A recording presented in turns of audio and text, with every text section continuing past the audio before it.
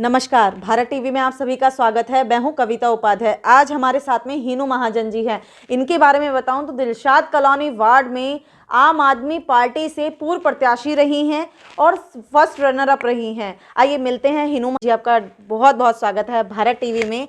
आप हमारे साथ आज आए। हमारे दर्शकों को आप बताएं कि आम आदमी पार्टी से कैसे जुड़ना हुआ हीनू जी का, और आज आप बीजेपी में भी है, तो वो सारी चीज़ें आप बताएं। नमस्कार। जैसा कि आप लोग जानते ही हैं कि मेरा नाम हीनू महाजन है।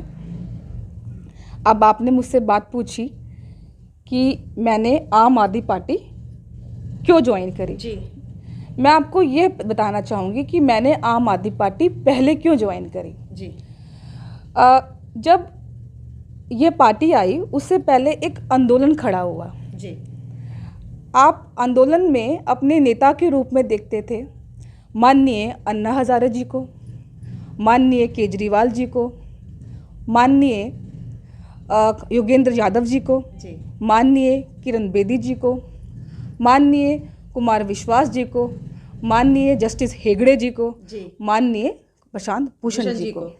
ऐसे कद्दावर लोग इस आंदोलन में जुड़े और इस आंदोलन में इस वजह से मैं भी जुड़ी। शुरुआत में मुझे लगता था कि यह एक ईमानदार पार्टी है। ये पार्टी कहती थी कि ये पार्टी नहीं होगी, ये एक आंदोलन होगा, ये एक क्रांतिकारी पार्टी होगी जिसमें सही का साथ दिया जाएगा, न्याय किया जाएगा और अन्याय के खिलाफ कार्य किया जाएगा। मगर धीरे धीरे मुझे और औरों को भी ये महसूस होने लगा कि यहाँ पर जनता के साथ मात्र धोखा हो रहा है। कार्यकर्ताओं का अत्यधिक शोषण हो रहा है।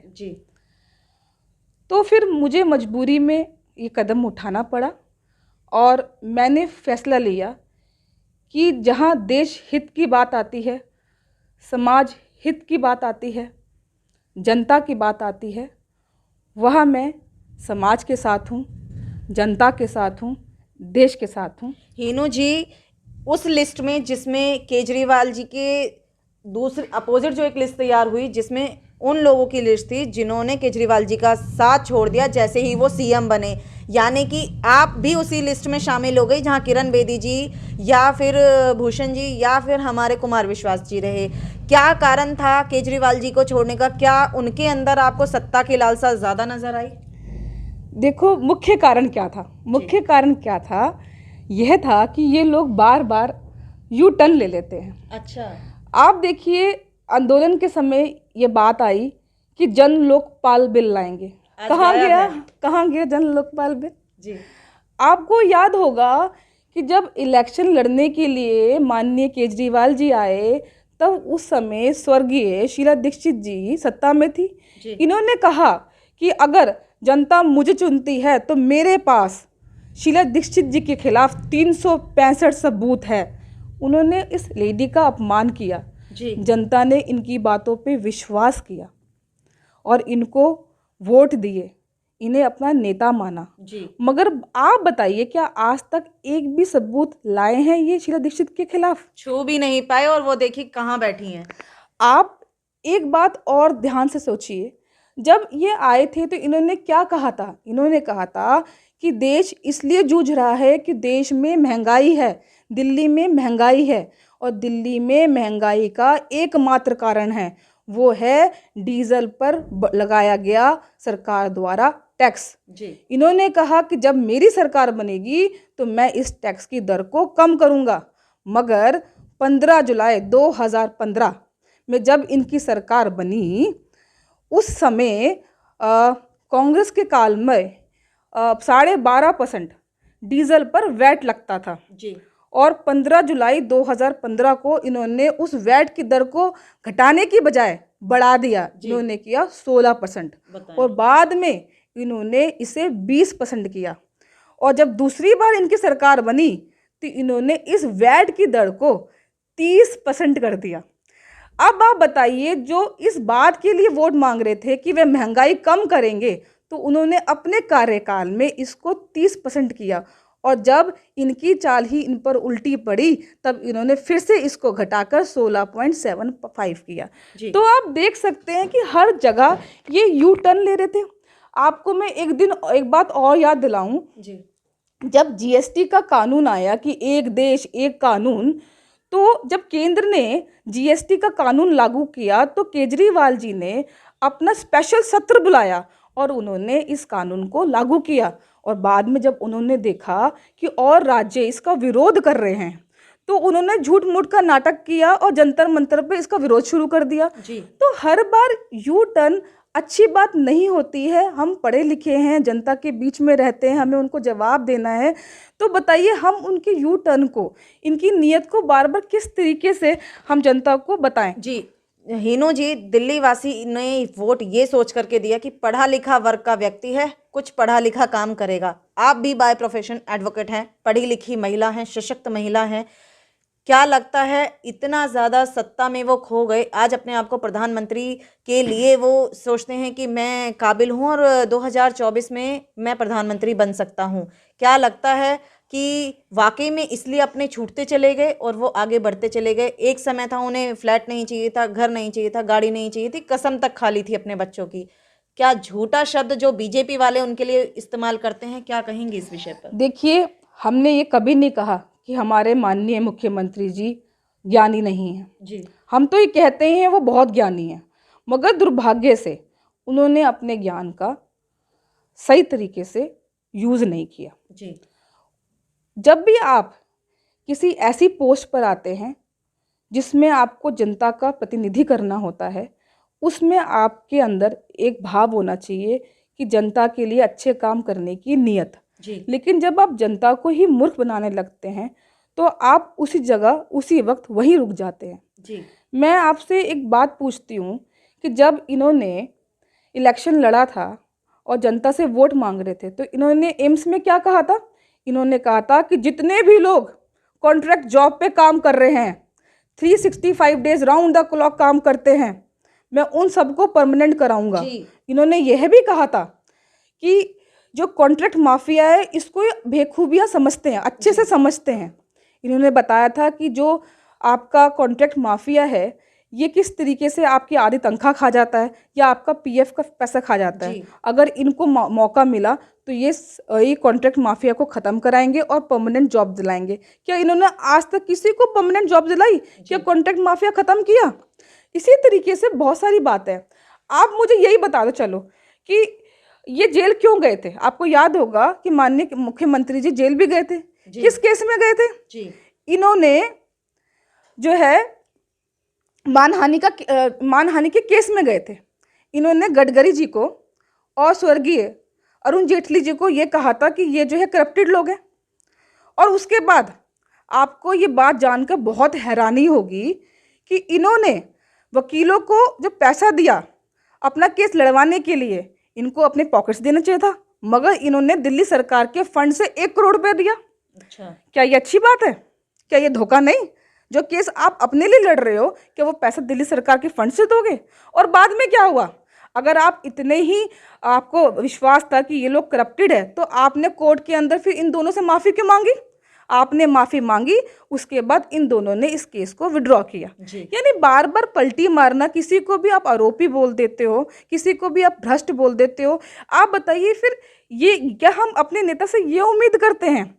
इसी प्रकार बहुत सारी बातें हैं। मैम हीनो जी, दिलशाद कॉलोनी वार्ड की बात करते हैं। आप प्रत्याशी रही पूर्व आम आदमी पार्टी से, क्या लगा कितने वोटों से अंतराल रहा जीत का? देखिए मेरे क्या कारण आप उसको मानते हैं? ये बहुत अच्छा क्वेश्चन है क्योंकि यहाँ की जनता इस क्वेश्चन का आंसर चाहती है मुझसे। देखिए मुझे पार्टी ने टिकट दिया, मैं उनकी आभारी रही, लेकिन जब मुझे टिकट मिला तो मैंने देखा कि मेरे यहाँ की जो जनता है उनमें बहुत ज़्यादा उत्साह है और प्रेम है इस बात का कि मैं इलेक्शन लड़ूंगी। अगर आपने वो कार्यकाल देखा होगा तो हमने डंके की चोट पे इलेक्शन लड़ा था, लेकिन जीत और हार दोनों एक ही सिक्के के पहलू हैं। शायद उसमें मेरे ही कुछ कार्य में कमी रह गई होगी जिसकी वजह से मैं कुछ वोटों से हार गई। जी लेकिन एक बात मैं आपसे कहना चाहूँगी कि जब मैं हारी तो मैंने देखा कि जनता बहुत निराश हुई। वो शायद मुझे जीतते हुए देखना चाहती थी, मगर उस समय मैंने ये सोचा कि आखिर जनता क्यों चाहती थी मैं जीतूं। वो इसलिए चाहती थी कि मैं उनके साथ बीचों बीच रहूं। तब मैंने ये तय किया कि मैं जनता के बीच में रहूंगी, भले मैं कार्य कम कर पाऊं या ज़्यादा कर पाऊं। हाँ, अगर जीत जाती तो शायद मैं ज़्यादा कार्य कर पाती, लेकिन मैं हार गई। कार्य तो मैं अभी भी कर सकती हूँ क्योंकि मैं एक अधिवक्ता हूँ, मैं सामाजिक कार्य कर सकती हूँ। तब से लेकर अब तक मैं सामाजिक कार्य कर रही हूँ और मैं आपको इस बात का विश्वास दिलाती हूँ कि जो भरोसा मुझे जनता ने दिया था, दिखाया था, जो प्रेम दिखाया था, मैं उसका हमेशा जो है रिस्पेक्ट करूँगी और मरते दम तक जनता के बीच में रह के जनता की सेवा करूँगी। बिल्कुल जी। हीनू जी, चलते चलते सिर्फ इतना पूछूंगी, भाजपा का कहना है कि दिल्ली में बदलाव की बहुत ज़रूरत है और केजरीवाल जी का कहना है हमने दिल्ली को रोल मॉडल बना दिया। विश्व स्तरीय बात होती है इस पर, क्या लगता है? आप भी दिल्ली की वासी हैं, जनता भी इस चीज़ को देख रही है, क्या वाकई में दिल्ली रोल मॉडल बन पाई है कांग्रेस कार्यकाल के बाद, या ये 7 साल ऐसे ही चले गए? देखिए, जो हर बात में सिर्फ और सिर्फ पलटी मार रहे हैं, जो कभी कह देते हैं कि घोटाला किया। आप तो आजकल कुछ सुन रही होंगी कि बीजेपी ने घोटाला किया। ये मुझे बस ये बता दे कि घोटाला किसने किया, वो व्यक्ति का नाम क्या है, किसकी जेब में पैसे गए और किस अकाउंट से गए। क्योंकि अब सब ऑनलाइन है। क्योंकि अगर आपके पास कुछ साक्ष्य नहीं है और आप इस तरीके की बातें करते हैं तो आप विकास कहाँ कर रहे हैं। आप तो हर रोज एक ना एक विवाद खड़ा कर देते हैं। तो जब विवाद ही आप खड़ा कर रहे हैं तो आप विकास के बारे में नहीं सोच रहे।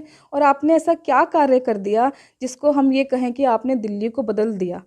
अभी 7 साल से तो कोई ऐसा कार्य नहीं हुआ जिससे जनता के लोग प्रभावित हों।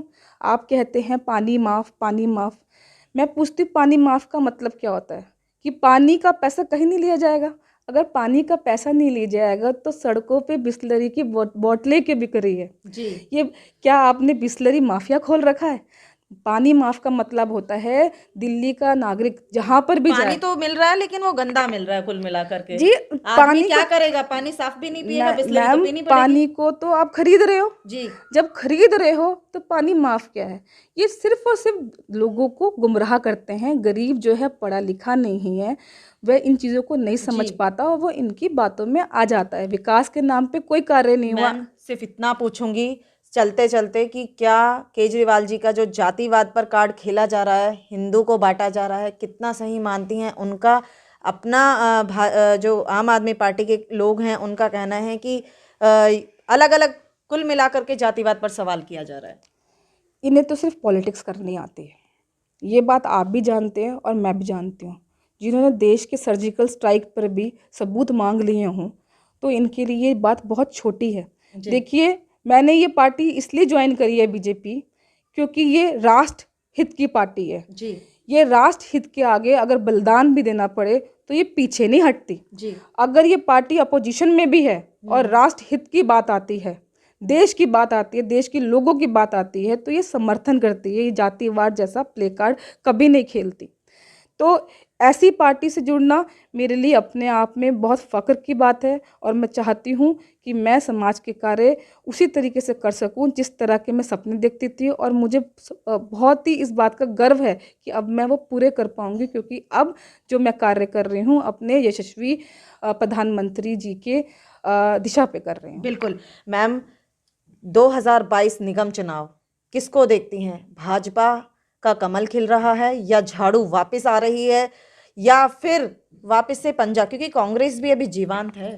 देखिए, केवल वही पार्टी आएगी जो हर घर के अंदर चूल्हा दे रही है, जो बेटियों को शौचालय दे रही है।